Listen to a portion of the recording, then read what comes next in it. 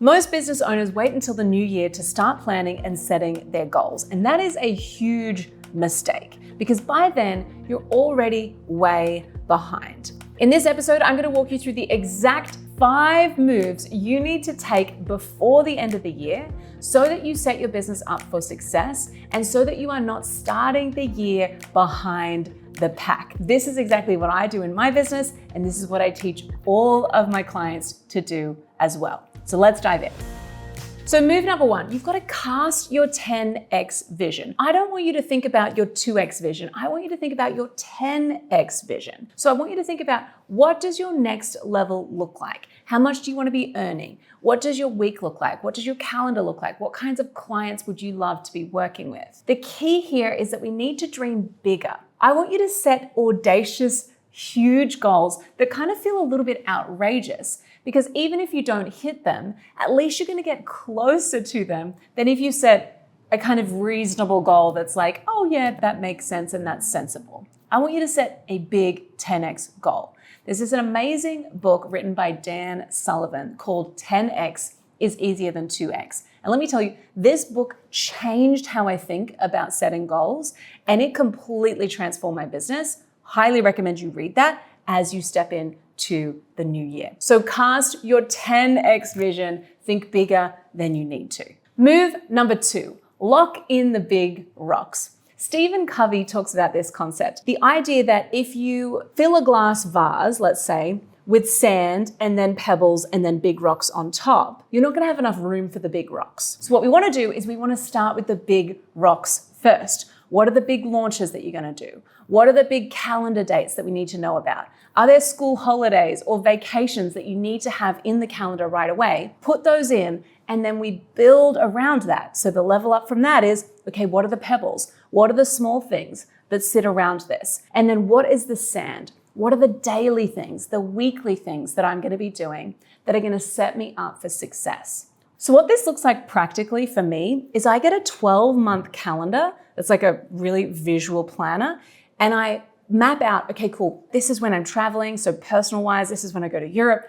This is my business stuff, so this is when I'm traveling for business trips, conferences, whatever. These are my big launches for the year. These are my big campaigns. And then I build everything else around it. And I like to color code it and make sure that personal sits in one spot, business sits in one spot. But it really helps us to go, okay, cool, this is my yearly rhythm. This is my quarterly rhythm. This is my monthly rhythm. And this is my weekly rhythm. So we start big, and then we zoom in. By doing this and just by plotting this out visually, it actually gives us room to go, okay, cool, how can I be more creative in my day-to-day, in my week-to-week? By having this structure in place for the whole year. And if you're a parent, maybe it's looking at, okay, cool, when are the school holidays? When are the vacations? How do I make sure that I don't have loads of work on during that time? So just getting very, very practical and zooming right out. Move number 3. You've got to build the business you actually want. I've been talking a lot about this with my clients around how do we actually design a business model that works around you,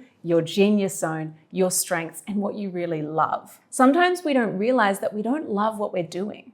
I've had moments like that in business where I've gone, I used to love this, but I don't anymore. And a good question to ask here is, what am I going to stop doing? What am I done tolerating? What are the shoulds that I've been doing in my business that I either need to delete and just stop doing them or delegate? It doesn't mean that you blow up your whole business, but it does mean, okay, if I think about me, if I think about my business, if I think about the business also serving my life, what does that look like moving forward? And I want you to dream. Don't get into the practical of the how and the logistics and the money or any of that stuff. Just dream about, okay, what do I actually want? What would it look like if it were easy and fun and if it felt super, super aligned? That's your permission slip. Build the business that you actually want. Identify what you want to stop doing. Identify what you need to delegate, and then go do it. Move number 4. Calendar equals cash flow. One of the biggest constraints for creatives is their capacity. And so what happens is for most creatives, they get booked up and then they realize, crap, I don't have team to support me. I'm doing everything myself. I don't know how to delegate well, and I don't know how to manage my time. And so what we really want to think about is, okay, what systems do you need to support you and to buy you back time? If you're going to read another book in the new year, highly recommend Buy Back Your Time by Dan Martell. It's going to help you to reframe how you think about how you spend your time right now. Your calendar and your capacity is your biggest constraint as a creative. I want you to think about your business, but I also want you to think about life, home. Where are you doing the $10 an hour tasks? Where are you doing the low value admin tasks or the low value home tasks that you're actually like, you know what? I get paid $100 an hour in my business. Why am I doing this $10 an hour task? Or I get paid $500 an hour or $1,000 an hour. Why am I doing this low value task? So I want you to look at your time. I want you to look at your calendar. I want you to look at your email. I want you to look at your project management tool, whatever it is that you're using, and audit your time. There are things that you are doing right now that you should be delegating, or that you should be automating, or that you should just be getting rid of. So we need to become so ruthless with how we spend our time and how we value our time. And so this is also a value thing too. I think we need to go, okay, cool. My time is worth X. This is my hourly rate. If I were employing someone for $500 an hour and they were tinkering in Canva and like playing around with graphics, I'd be like, what the heck are you doing? Go do your job. Do the highest value task. So you need to think about yourself in the same way. You are the most important employee in your business if you are spending all of your time in the admin, in the weeds, on low value stuff. Then what's going to happen is you're not going to grow. You're going to reach your capacity really fast. And long term, if you continue down that path, that's when burnout happens. That's when we start to resent our business. We start to resent our clients.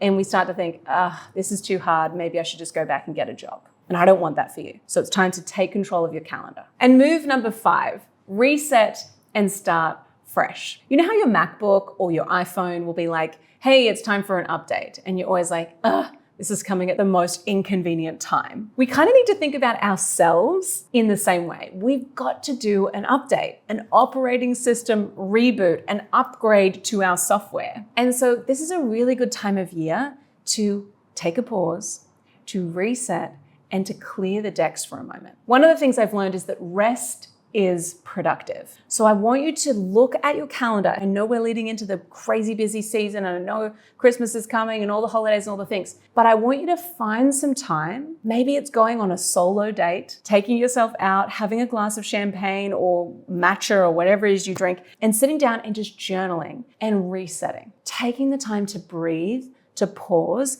and go, okay, what am I really proud of? What am I really loving? What am I really energized by right now in the business? And then what am I really grateful for? And then, okay, what's been challenging? What have I found difficult? What are the sticking points for me? What would I love to change? And just be really honest with yourself and allow yourself to reset and go, okay, I don't have to do anything about this just yet, but I'm going to press the reset button and I'm going to decide to do things differently. One of the big things I love about being in business, it's like the best thing and the worst thing sometimes. You are in the driver's seat. Only you can change things. And that can be really empowering, or sometimes it can be frustrating when you're like, I have decision fatigue. What am I supposed to do? But I want you to view this as an empowering moment. Okay, I get to reset. I get to take a pause. I get to really think about, what do I want?